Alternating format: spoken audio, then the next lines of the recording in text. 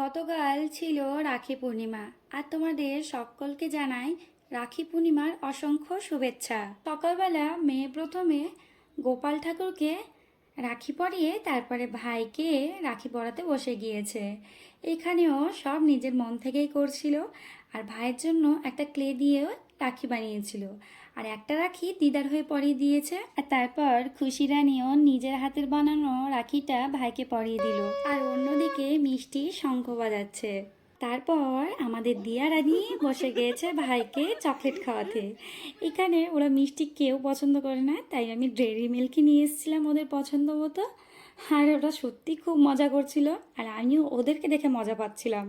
আর আমাদের দিয়া রানীও ভাইয়ের জন্য রাখি বানিয়েছে।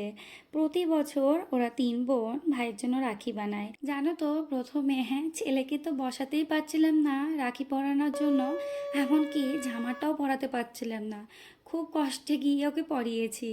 আর তারপরে দেখো আমাদের মিষ্টি ও ভাইকে রাখি পরিয়ে দিচ্ছে। আর মিষ্টি হলো আমার মেয়ের ফ্রেন্ড। রাখি মানে একটু স্পেশাল তো কিছু করতেই হবে, তাই না? আর তারপরেই বাচ্চাদের ফটো তোলা শুরু করে দিলাম। আমি ফটো তুলতে তেমন ভালো পারি না, তাও করতে হয়। আর সব শেষে গোপুসোনা সবাইকে না চাইতেও প্রণাম করেই যাচ্ছে, তবে দিয়া দিদিকে একবারই করেছে।